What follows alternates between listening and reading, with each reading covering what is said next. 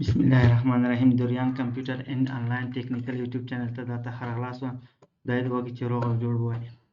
ملګرو، نن تاسو ته ښایم چې څنګه کولی شئ چې د کاناډا ورچوال امیګریشن کې مو چې کوم ثبت نام کړی دی تېرو څو ورځو کې، په هغې کې څنګه کولی شئ چې خپل مسلک ځان دپاره انتخاب کړو. راځو په دوه ایمیله شئ، په دوه ایمیل کې په دویم ایمیل باندې کلیک کوو.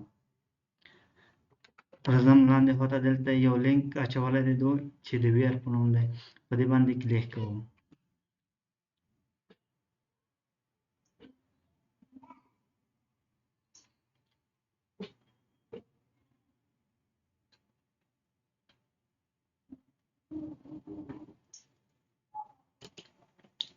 دغه د ملګرو لینک را خلاص شو.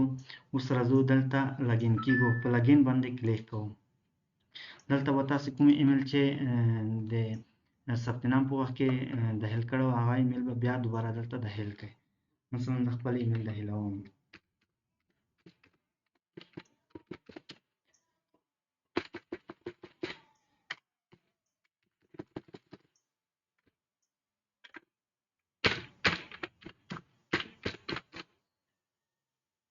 دلته په لګین باندې کلیک وکړئ.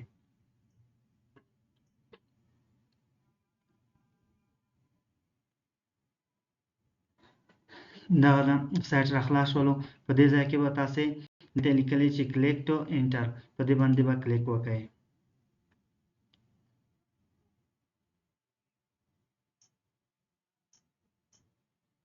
دا صفحه تاسو ته راخلاصېږي. کله چې دا صفحه تاسو ته راخلاص شوه نو دلته به تاسو ډېرې مختلفې اپشنې دي چې هر یو خپل ځان ته ځای کې خپل وظیفه سرته رسوي. نو دلته به تاسو په آل جاب باندې کلیک وکړئ.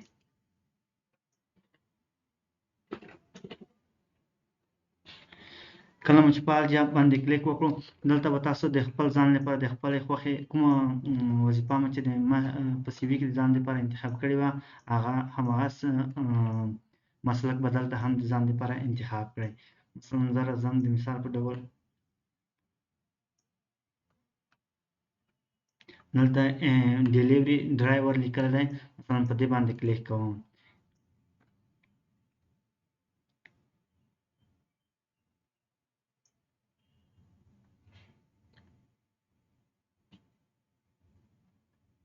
دلته کله چې په دې باندې کلیک وکړلو تاسو ته دلته لیکلی دي چې مثلا جاب ټایټل چې ده ډیلیوري ډرایور ده او کوم ښار کې ده، په دې ښار کې ده، او ویکینسي نمبر چې ده یو ده، یو وظیفه ده.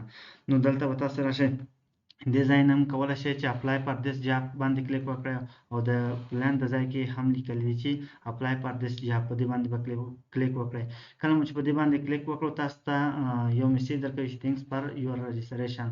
هغه میسیج درکړو تاسو چې د ځان لپاره د خپل مسلک چې د انتخاب کړو. بیا به د دې ځای څخه ووځئ، را به شئ دلته په دې ځای باندې به کلیک وکړئ. دلته یې لیکلي چې ایډیټ پروفایل، په ایډیټ پروفایل باندې به کلیک وکړئ.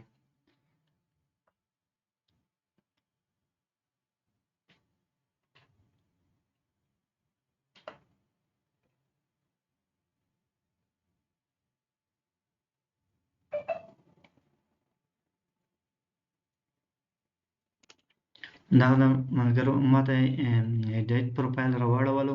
دلته چې تاسو کومه ثبت نام دپاره چې کومه آپشن انتخاب کړی دي هماغه تاسو ته رااړوي. نو دلته به تاسو راشئ هماغه سی وي چې کومه د لومړی ځل د ځان لپاره انتخاب کړې وه هغه سی وي بیا دوباره د ځان لپاره چوز فایل باندې به کلیک وکړئ، راپورته به یې کړئ. مثلا چوز فایل باندې مې کلیک وکړلو، ما دلته په ډیسکټاپ باندې ایښې ده.